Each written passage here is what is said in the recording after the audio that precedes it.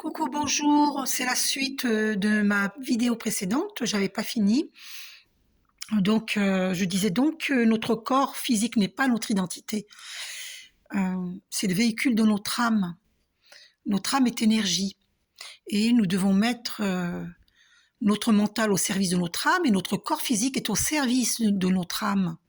Il nous permet de nous porter, d'écrire, transmettre des messages comme je le fais maintenant, donc de parler, de transmettre ce que nous ressentons, nos points de vue, nos vérités, nos ressentis, nos, nos émotions. Ce corps physique nous permet de bouger, de transmettre. Voilà, et puis de créer, c'est magnifique, c'est bien sûr que c'est magnifique.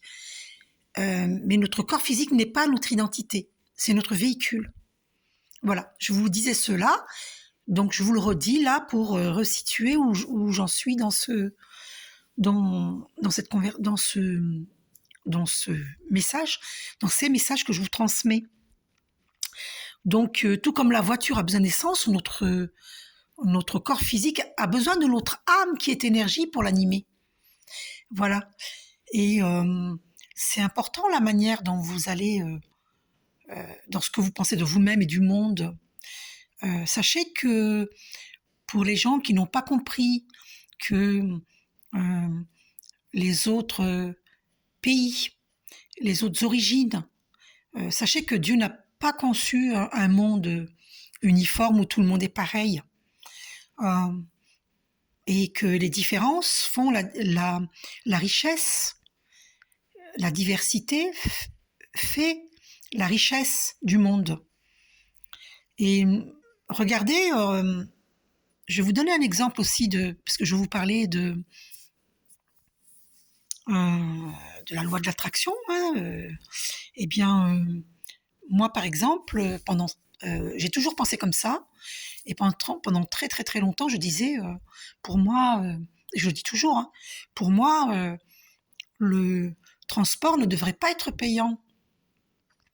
Et, et ben là, je me retrouve dans une ville où les bus sont gratuits. Je suis ici dans cette ville depuis au mois de mai, ça fera un an.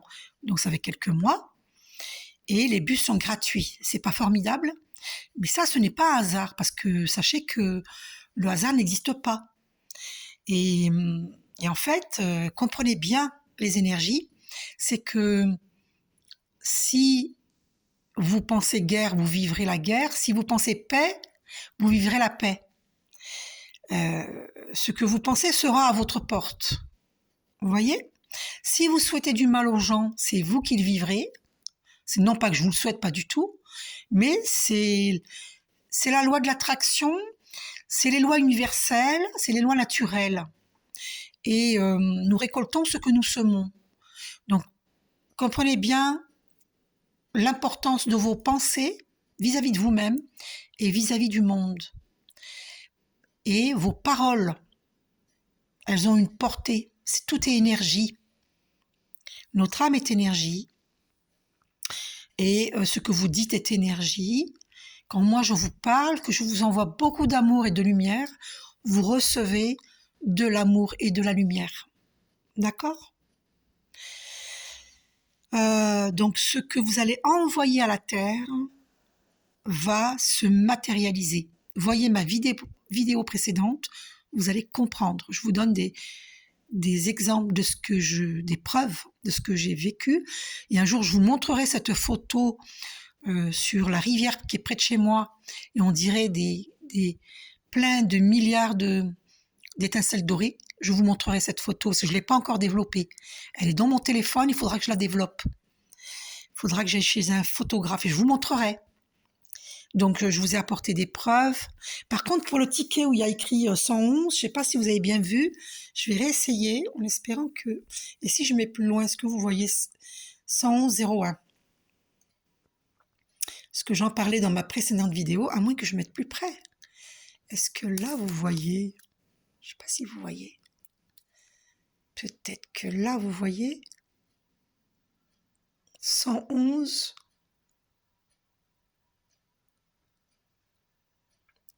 Bon, bref, faites-moi confiance, hein, c'est écrit 111,01 €. Que des 1. Ah, et je viens de voir 5 minutes 05, encore le 55, qui marque le grand changement. Nous sommes à l'aube du grand changement. Et vous ne pourrez pas éviter cela. Toute personne qui refuse d'élever sa conscience, eh bien, malheureusement, c'est pas malheureusement, c'est que cette personne qui... Alors attention, ça ne veut pas dire que les personnes qui ont quitté ce plan terrestre refusaient d'évoluer, pas forcément. Ça peut être que c'est des âmes courageuses qui participent à ce grand changement.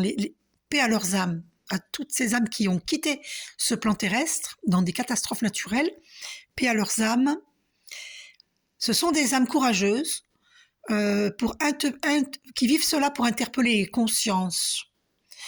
Avant de nous incarner sur Terre, nous avons choisi de vivre ce que nous vivons sur Terre. Ces âmes sont courageuses et comme Jésus s'est sacrifié par amour pour nous, eh bien ces âmes se sacrifient pour nous, pour la Terre, pour les humains, pour l'évolution de notre conscience. Elles sont courageuses. Paix à leurs âmes.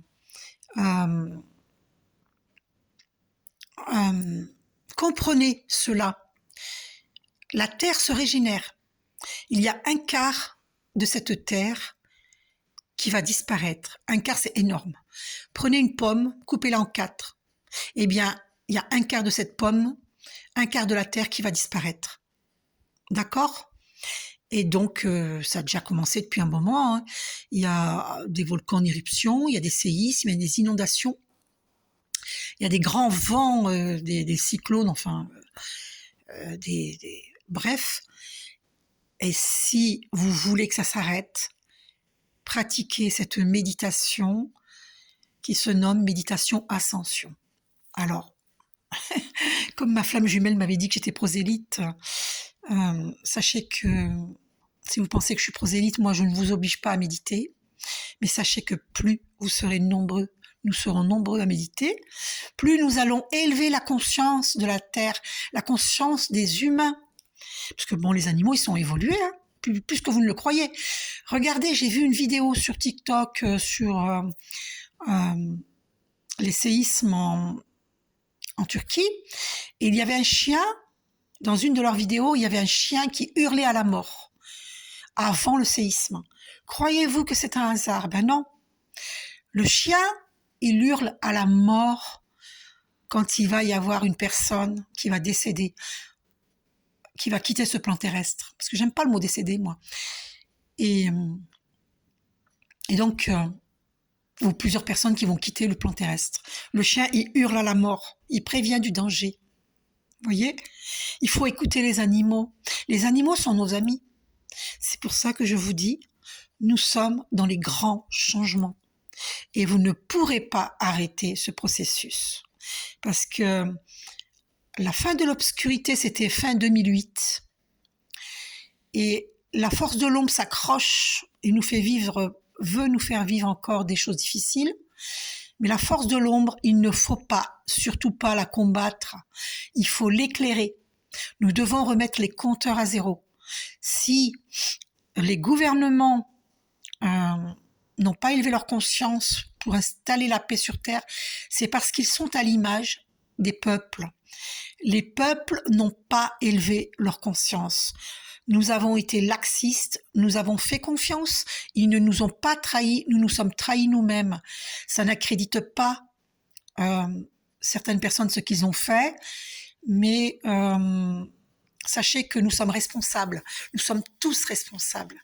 Et donc, il faut remettre les compteurs à zéro, il faut pardonner, il n'y aura pas de paix sur Terre si nous ne pardonnons pas. Si nous ne nous pardonnons pas les uns les autres. Je peux vous assurer que c'est vrai. Alors, j'ai écrit un livre, je vais essayer de faire vite pour le publier, chercher un éditeur pour le publier, qui porte sur ce sujet. Voilà. Faites attention à ce que vous pensez, à ce que vous dites, à ce que vous faites. Soyez positifs. Je vous aime, prenez soin de vous. À très bientôt. paix sur la terre.